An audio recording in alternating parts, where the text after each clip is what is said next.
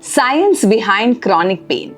Hi, my name is Dr. Meghana Dikshit. I'm the author of the book You Matter and Brain and Performance Expert. If you're new to this channel, subscribe and hit the bell icon.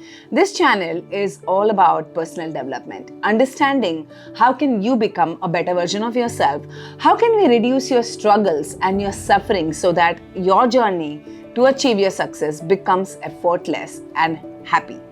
So let's talk today about the science behind your chronic pain.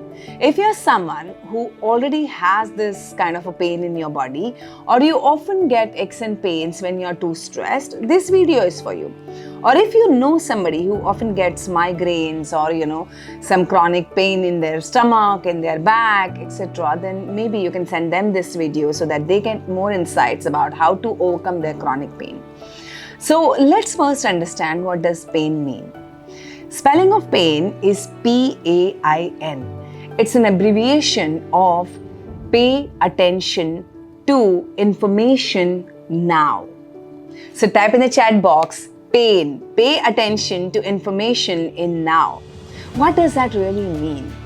Every chronic pain, even an acute one, but most often when it becomes chronic, it's your body's communication to you and to tell you that what's going on inside you.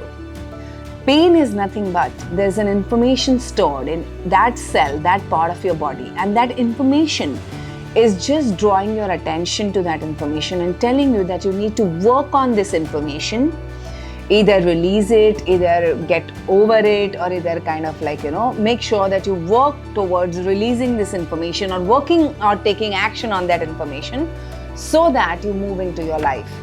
So what is actually this communication and how does body communicates with you? So let's understand how your body and mind are connected and what is this communication exactly. So before we start, type ready in the chat box and let's begin. So basically, if you look at the ancient Indian science, that is Ayurveda, I'm an Ayurvedic doctor, and when I was studying about the body, Ayurveda always talks about different parts and different organs of body, and it talks about the 5 senses: your vision, your smelling, your hearing, your kinesthetic, that's your feeling, and your taste. Apart from the 5 senses, Ayurveda has always given emphasis to the mind. It's the 6th sense, not the 6th sense the way we look at it now, but it is also an input. Your mind is processing 40,000 bits of information every single second. Not that you're conscious of any of this. Consciously, you're probably only focusing on 40 bits of data, but subconsciously, there is so much information going inside you. Now, what information I'm talking about here and why would it cause you pain? Now, most of the information that comes to us from our environment, right? And this information that goes in our brain converts into the thoughts. And these thoughts are then connected with our body. How does a thought connect with your body? Say, suppose you have a positive thought. There's a nervous system called autonomous nervous system in your body, and that autonomous nervous system has 2 different nervous systems: sympathetic nervous system and parasympathetic nervous system. Sympathetic nervous system is a nervous system of fight and flight. It works towards keeping you safe and protected. It works towards taking action and execution. Whereas the parasympathetic nervous system is a nervous system of being, relaxation, regeneration. It's a nervous system of calmness. It's a nervous system of planning, healing. Now, every time you get a positive thought inside your brain, it goes automatically to your autonomous nervous system. Your nervous system, the neurons of your nervous system, the brain cells, there is something called as neurotransmitter. Neurotransmitter is a part of your neuron that sends the message, carries the message to the body part. Now, how does a neurotransmitter carries the message to the body part? Through the neuropeptide. Neuropeptide is a chemical that carries that information which is sent by the neurotransmitter, and then there is a neuroreceiver in your body which is waiting to receive that information. It is like postal service. A letter is arrived, that thought is like a letter arrived in the post office. Now the post office assigned a postman, that's your neuropeptide, to carry this letter to the specific postal address, that's your neuro receiver. Now, when you get a positive thought, the neurotransmitters that are released in your body are endorphins. And endorphins release all the positive chemicals, all the happy chemicals in your body, and the message to your body goes that everything is great, all is well, and you can relax, you can regenerate, you can heal, you can plan, and there is everything safe. But imagine when there is a negative thought released in your brain. Now this negative thought goes through the sympathetic nervous system. The moment it goes to the sympathetic nervous system gets into stress. And the moment stress is activated in your system, you automatically release adrenaline and cortisol in the body. Now adrenaline and cortisol are the stress hormones. Now these stress hormones, the chemicals, the postman is carrying these chemicals to the part of the body which is ready to receive that message. Now imagine these chemicals in little quantity are great to overcome the problem. But if the thought is constantly negative, or if there is an event that happened in your past, or maybe there is a continuous experience that you went through like comparison, competition, abuse, trauma, guilt, shame, and all of these, if they are constant events in your life or have been constant in your life, now you're constantly releasing the negative thoughts. The moment the constant negative thoughts are released, automatically your cortisol is released. And the more cortisol in your body, there are trillions of cells of your body that are now addicted to the cortisol. And they can't live without the cortisol. So you're in a constant cycle of producing and reproducing negative thoughts, negative chemicals, and the negative chemicals producing the negative information. Now the postman, that is the negative chemicals or the toxic chemicals, are carried to the body part which is receiving that information. And imagine there is a constant supply of these toxic chemicals are getting stored in that part of your body. Now, toxic chemicals are as good as poison. And if there is that kind of a toxic chemical in that part of your body, it's obviously going to be painful. And it's obviously going to send you the message that there is pain and you need to do something about the pain.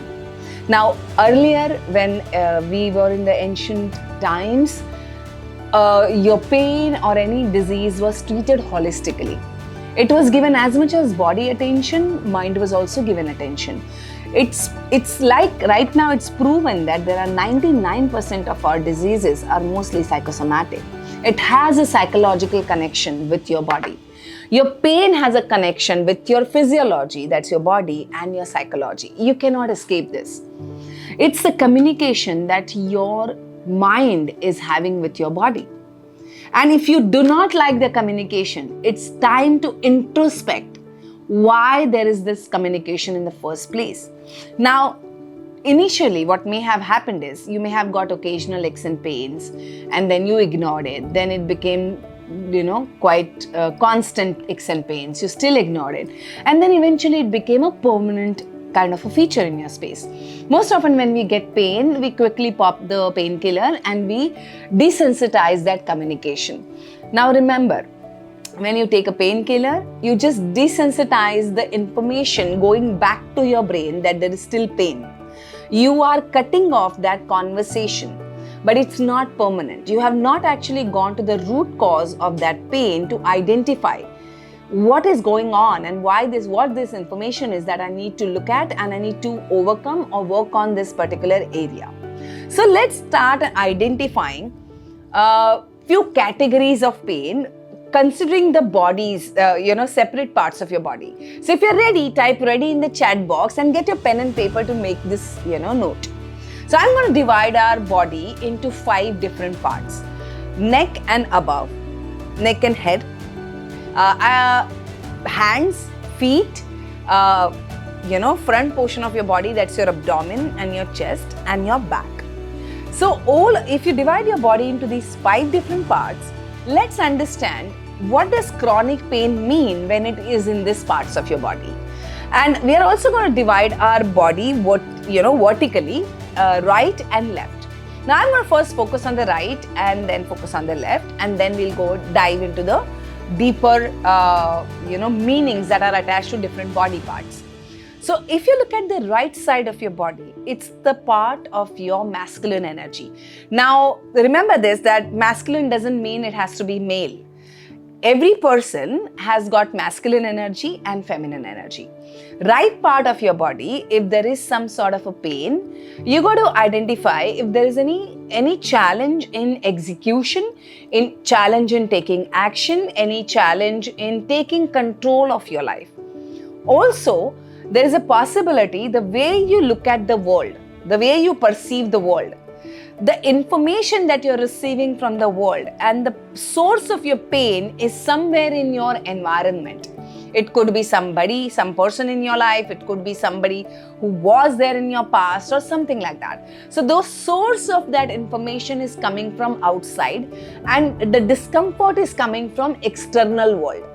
Whereas the left side of your body signifies the feminine part of you. Again, it doesn't matter what gender you are. We have both, and femininity means planning. Femininity means just being, not being all the time active.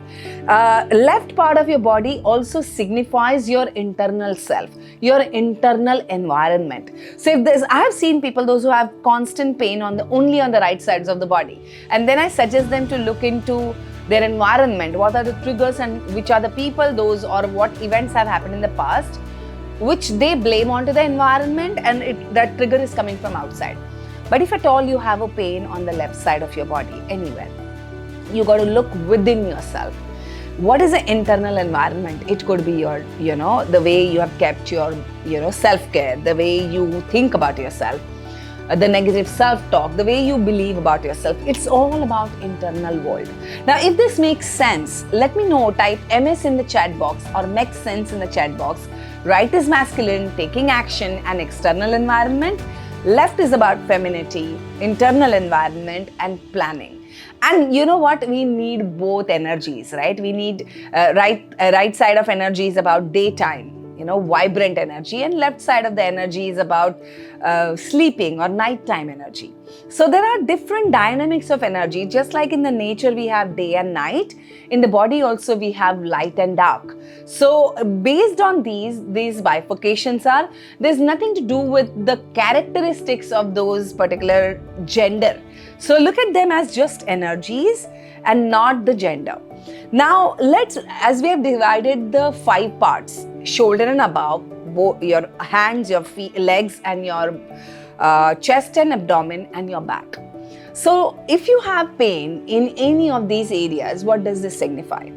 Now we're talking here about the chronic pain. I have dealt with people, those who have 30-40 years of aches and pains. Like recently when I did my workshop, there was this one lady who had this pain since 3 years in her lower vertebrae, where she had gone through C-section, and there was a, wherever the anesthesia injection goes, there was pain in that area. Now, I have seen this pain in a lot of, women, those who are gone through C-section. Now, ideally, the pain shouldn't be there. It's a very simple procedure. Anesthetists are very skilled people, and it shouldn't continue. The pain shouldn't continue. The healing has already happened. Now, when I was talking to this lady, I simply asked her, I said, do you feel guilty of, she's a working woman, and I said, do you feel guilty of leaving your child at home and going to work? Do you feel you're not doing enough for your child? Do you feel that you have to work because you have to, take care of the family duties as well? And I said, do you somewhere are scared to admit that you love working and you have aspirations, personal aspirations? Were you since childhood raised to think that women's first duty is to take care of the child and the family? And she said yes, yes, yes, yes, yes to all of it. And she had tears in her eyes. And she said, you said it. Every day I go to work, I start feeling guilty immediately. And I can't really focus on my work. And when I come back home with my child, I do feel great. But at the same time, I feel that I've done a substandard work. Now, that pain that she had in her lower back, where the injection point was, she was keeping that information, she was keeping that pain in her body just to remind her of her old ways of thinking that a woman should be taking care of the child. A woman should not have aspirations. The only aspiration a woman should have is to be a good mother, a good wife. And all of these reminders, because she was a very aspiring woman, she was an ambitious woman, and her ambition was scary to her because she felt that if she climbs the ladder of success and if she goes ahead in her life, maybe she will forget her family duties. And the moment she could crack this entire understanding of why that pain was in her lower back, boom, 3 years pain just went away in 10 minutes. Remember, your body just wants to tell you to work on yourself. There was another gentleman I remember who had the lower back pain for 20 years, okay? And this gentleman was carrying this pain for the last 20 years, and I asked few significant questions to him. I said, what happened 20 years back? And he said, he thought for a very long time, and he said, I lost my father. And I said, okay. And I said, do you feel guilty of not taking care of your father or not doing enough for your father? And again, he had tears in his eyes, and he said, you're right. Every single day I think about it. My father was a fabulous gentleman. He was a gem of a parent. And he did so much for me. And I was so caught up in my life that I could not pay attention to him. I couldn't give him my best, and he passed on. And since then, every single day I keep thinking about my father. But I'm very grateful for him. So you see, he was not even ready to admit that the pain could be related to his father's memory. It was so traumatic for him. We store back, if you divide your back into 3 parts, the upper back is about your responsibilities. Remember carrying the whole earth on the shoulder. It's something that is a metaphorical symbol for us to understand that you are carrying a lot of weight on your shoulders. You're carrying a lot of responsibilities.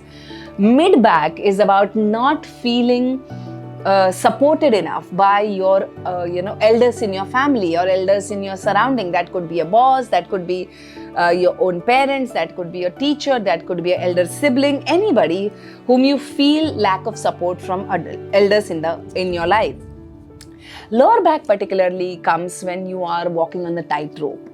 Or lower back also signifies if there are any financial challenges that you have experienced in your life, and you need to work on that. Maybe you don't have financial challenges right now. I've also seen people, there was this amazing lady who came with severe pain of sciatica since 25 years, and she was barely able to walk, forget about climbing the stairs.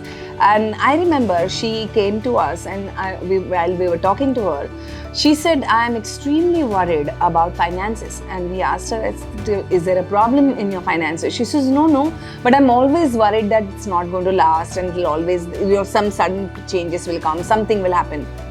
And I got the cue and I asked her, I said, was there an incident that happened in your life many years back? And she said, yes, me and my husband went through the rock bottom.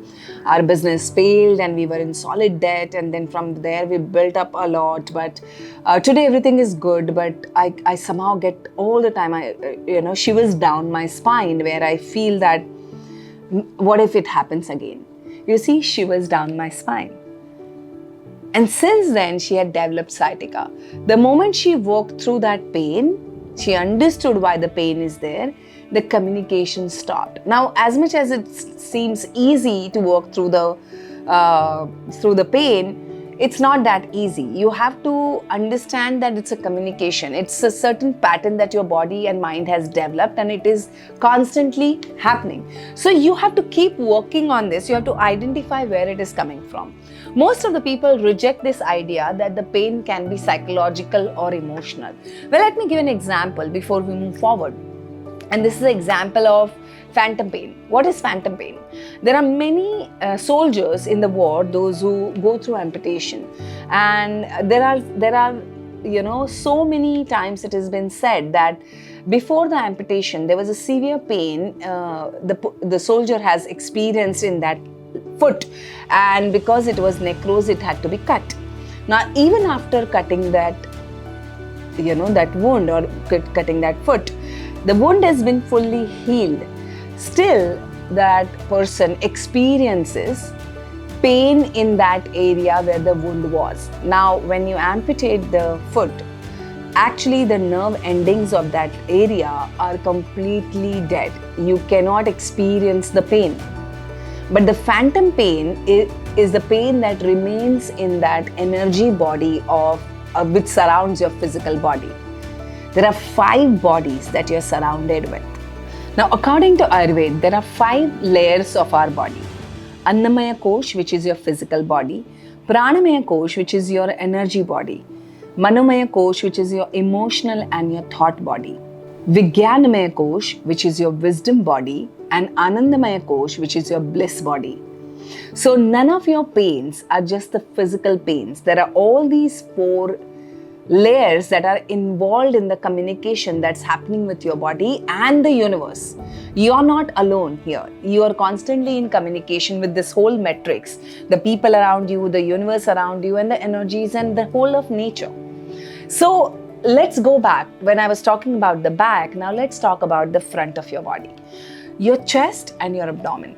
Now, every organ in your abdomen has a different significance and different meaning behind it. Your chest signifies the stored emotions in terms of negative stored emotions. So generally when I deal with people, those who have asthma or some sort of chronic bronchial challenges, most of these people have challenges with suffocation in their emotional space. They have been through either suffocation, they have been through some sort of a trauma, or they have a feeling that they might have something coming up. Your abdomen, your liver is about feeling powerless. Your spleen is about feeling lack of potential. You're not able to achieve your potential. Your intestines mean systems and regulations. Your stomach means all the seat of your fears. So every part of every organ of your abdomen has a different significance. And when a person comes to me with challenges in their various body parts, it becomes easier for me to identify what could be their psychological and emotional challenges. And the moment I identify that and I work on their psychology and emotional challenges, automatically their old issues like allergies, asthma, IBS, irritable bowel syndrome, ankylosing spondylitis, rheumatoid arthritis, it all starts unfolding and curing because now your body doesn't need to communicate you through the disease. Your upper extremities, that's your hands determine fighting. If you have pain in your hands, think about area of your life where you constantly feel the need to fight. Your legs, lower extremities are all about running away. So where in your life are you running away, or whom are you running away from in your life? So you got to identify these deeper aspects of psychology which is connected with your body. Healing of your pain can be done with consistent efforts to unravel the onion peels of your psychology, which is connecting and constantly giving you the information about what's going on inside your body. And your body is the best tool to guide you through your life only if you listen to your body. And when you don't listen to it, when you don't train yourself to listen to your body, it starts showing the signs of pain. And that's what every pain, or especially the chronic pain, is communicating with you. Your upper, your neck, your head, it's all about confusions and decision making. So if you have chronic migraine, if you probably have constant fatigue or constantly feeling tired and constantly feeling you have a brain fog, you're not able to focus on it. Remember, you are going through something called as confusion, which is happening because of some sort of criticism or abuse that you've been through while growing up. Now, when you go deeper into this aspect and when you start decoding this information, 50% of your problems will start dissolving, because now your body doesn't have to aggressively communicate with you. Since your body is understanding, it's also listening to you. So the moment you start taking action by seeking help from an expert on this matter, you'll automatically experience that your aches and pains have started reducing, and your body will start communicating with you in a different way. Remember, nobody likes to be a tyrant. Your body is only turning into a toxic tyrant person, or I would say that it has a relationship with you because you've stopped listening to it. So tell me in the chat box if you experience any of these pains and which part of it that you associate with. How would you like to work on it? What are some of the psychological, emotional experiences that you have been through that may be causing this pain? And as I said, if you know somebody who goes through any sort of aches and pains like that, or who has chronic autoimmune disorders, send them this video and help them to identify what could be the deeper challenge. Remember, no medicine is bad. I'm not against any medicine or any sort of apathy here. What I'm saying is that you need to understand, rather than cutting off the signals, start understanding these signals. It'll go a long way and you will heal yourself deeper. So please continue with your medicines without your doctor's help. Please do not quit them.